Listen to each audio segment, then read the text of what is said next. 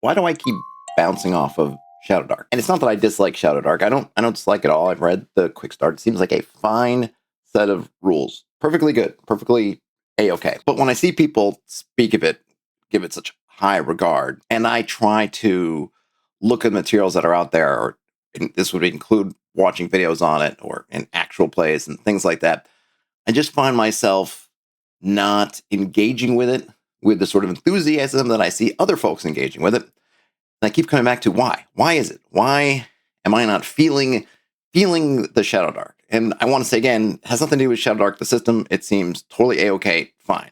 And I think if you go back and you look at when I went through the quick start, I think you'll find that that was my impression as I read it. I've watched the Arcane Library's own sort of, what do they call it, live example play they did maybe about a year ago.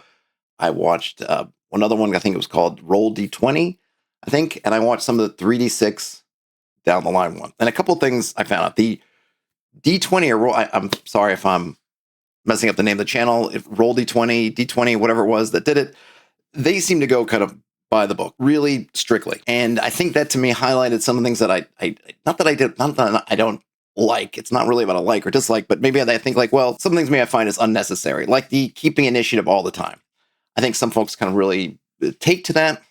And certainly that stream in particular seemed to kind of go by that, and also by the dating every round, basically throughout the whole experience of kind of, what are you doing? You know, and you see them use terms like, oh, I'm double moving over here and I'm using my action. And yeah, that's by the book. But to me, that comes across as way too clinical, I think, for how I'd like to run games. Now, when I watched Kelsey Dion run her game on her official Arcade Library channel, and then also 3D6 down the line, they were a lot more loosey-goosey with it. She would go in and out of the kind of initiative sort of as she felt the need to, so mostly out of combat. She would basically go into more free form, and then she might want to highlight a player or something. Hey, yeah, you haven't talked in a while, like, you know, what should you do? Or what are you doing? And that's good, but you don't really need the initiative to do that. I think any GM who's sort of engaged with the game and watching their players will do something similar.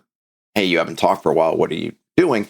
And so I found that when she's running it, and also when 3D6 down the line was running it, some of those features that come up don't end up really meaning too much, because when she ended up going back to initiative, a lot of the times it was during combat when you would roll initiative anyway. When 3D6 down the line was running theirs, it's been a little while, so apologies if I'm misremembering a thing or two, because I've tried to watch a bunch of these different streams. Stuff like the real-time torches they did not do, because they were playing, they felt like on a VTT, and I think just because the way that they do it, that approach, the real-time torch, wasn't going to work for them. And they might have had a couple of things also that they tweaked. The bottom line for a lot of that is like, well, if you take away the real-time torches, if you're kind of loosey-goosey on the initiative, so it's not really a thing outside of combat, and you're starting to kind of remove the things that maybe make Shadowdark, at least how I consider it. Now, I haven't read the full rules. I'm sure there's other great stuff in there that I haven't seen.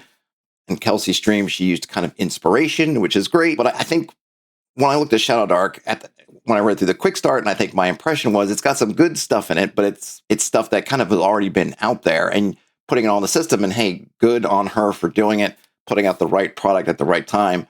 Whenever folks are looking for, hey, I'm in the 5e universe and I want to move towards kind of an old school approach, what do I take? You know, Shadowdark has just basically risen to the top of that. It's Shadowdark. It used to be what there was, 5 Against the Darkness, I think it was, that would come up, and there were maybe a couple other games that would pop up. Now it's Shadowdark, and she blew the doors off for Kickstarter, and people have remained in love with it, which is great. But for me, I just look at it and say, well, there's some nice little tweaks in here, but then I'm watching, and some of the folks that have maybe more experience GMing this style, it seemed like a lot of the Shadowdark tools were not necessary, and that's fine, because I think that niche of, hey, you're coming at it from a modern game, say 5e, crunchy, trad, if you want to call it, the perspective, you're trying to move into OSR, so you might need some of those things. You need that helping hand, that guardrail of saying, hey, do these things. You maybe having that initiative order, just as a reminder. I know folks have trouble with the kind of gaming loop of in the dungeon, how everything's working, and having maybe keeping a more strict order helps guide people along. And maybe the journey would be that you start off doing all that stuff really by rote. Okay, turn, whatever. And then eventually it'll get into a smoother, more open experience. I have no idea. It'll be interesting to see if folks do actual plays, which I'm sure they will down the line, or maybe at cons when I go and I'll play a game or I'll watch someone play a game and I can see kind of that evolution of how Shadowdark play goes. But so far, it's just been this little bit of like, okay, it's fine, but I'm not seeing that much in there that I'm going like, oh yeah, I gotta have Shadowdark for that. But I understand that I'm not the audience probably also for this. So I want to make sure that I'm not dinging it. And I don't think I am. I'm not trying to. I'm really talking from my perspective ultimately. It's like, why am I bouncing off Shadowdark? Why isn't it speaking more to me? And I think that's why. And I'm not in a moment right now where I'm trying to engage new players. If I was running a new game and I wanted to try to get 5e folks and other folks from other games and I want them to kind of try this, then maybe I would pick Shadowdark for all the reasons that other folks have said they like it, because of all these ways it smooths out the journey for the players and for those folks rather than for me. I might pick Morkborg. Morkborg is maybe another one like that where system-wise, like, yeah, it's fine. Not amazing. I don't think like, oh my gosh, I'm just dying to play Morkborg, the system, but it does a lot to bring in players, I think, give them through the layout, through everything, right? Just kind of make them enthusiastic for Morkborg. In the same way I think Shadowdark might do that for folks, but I just haven't seen it for myself, which is, I don't know if frustrating is the right word. I just keep waiting. I just keep waiting for that aha moment, and it's not coming yet. I'm not giving up on it. I mean, I'm not going to spend too much time on it. It's not that big of a deal either way. Nothing is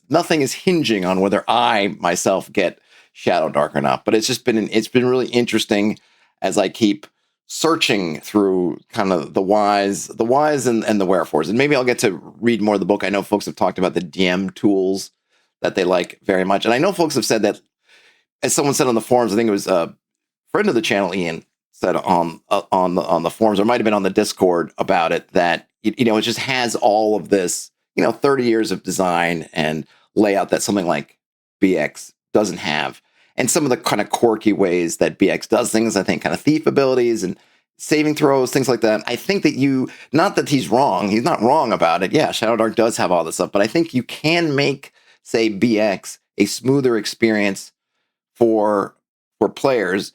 But I'm not saying not to run Shadowdark if you want it, but I might say if you have BX or say OSE, a free version, you already have it. I don't know that you need to then buy another product. I mean, you could download free Shadowdark too and compare them, but if you already have some like BX and you have some new folks, I think you can do some things to make it a smoother experience. Yes, it's not as smooth mechanically as Shadowdark, and we could probably talk about, do we want to house rule BX to make it a little bit smoother? Because I think it's pretty easy to do that. In fact, my Do Anything D6 system kind of does, I think, a lot of that heavy lifting. But even if you didn't want to do that, if you wanted to run it as is, I think you can do a fair amount just by putting some of the stuff that might be a little confusing for the players on the GM's side. For example, using the hit to hit matrix on your side, just they roll, tell you what they rolled, and then they hit or not, right? If you have a thief skill, they don't have to track all their thief skills. You can track it on a GM screen and they just roll. I know I was doing that for saving throws. I wouldn't have them write down all their saving throws. I would just say, hey, roll the D20 and I'll let you know whether you saved or not. And you could do a lot of that, which maybe puts a little bit more work on your side, but I don't think it's a lot. It's really just a couple of quick table lookups. And then you can do that. I will make its own video. I'm not trying to really sidetrack on that. But I was just wondering, well, why am I bouncing off Shadowdark? And I think ultimately, I'm glad that it's doing really well. I'm glad that it's bringing folks looking into this corner of the hobby that might not otherwise. And I'm glad that it seems like the energy is keeping up with it, because a lot of systems come out and they get all this, people come out of the Kickstarter and they're all fired up. And then in a couple months later, you're wondering, well, where did everybody go? And it doesn't seem like that's happening with Shadowdark, but it's good. If you've seen me on the channel or channels at this point, and I've been talking about Shadowdark and kind of scratching my head a little bit, that's kind of where I'm coming from. I think it's a good, solid game. Maybe I just can't see it in the right, or I haven't seen it in the right light yet, or in the right situation to give me that big aha moment. But I keep looking for it, much like with Crown and Skull is another one where I'm really intrigued with it. I have a lot of questions about it, and I can't seem to get the answers to the questions, at least in my brain, like I would. But I want to keep looking because I find it kind of fascinating. Now you could probably add Trophy Gold and Trophy Dark to that list of other games. I'm thinking, I'm not sure it's completely to my taste, but there's some interesting things about it. But I've been wondering, why am I bouncing off Shadowdark so much? Why do I find myself not as enthused and enthralled and intrigued as everybody else? And it might just be because bottom line is it's not for me, which I think maybe if you're going to take a lesson from out of this, that's kind of the thing, right? Just keep in mind, this might not be for you. It might be for a different crowd. And definitely I think Shadowdark is for a different crowd. And I'm glad that they've found that crowd, and that crowd's really fired up about it. And I'm glad that it's enabled folks who might not be able to get their players or a GM to play kind of this older school style game. It's working because it's doing that. Maybe it doesn't work for me, but that's okay. Who am I anyway? With that, with that said, I'm recording this on Christmas Eve, so Merry Christmas and Happy Hanukkah. Happy all the other holidays that you may be celebrating. Have a great rest of your day, night, whenever you're into watching or listening to this. Game on. Talk to you later. Bye now.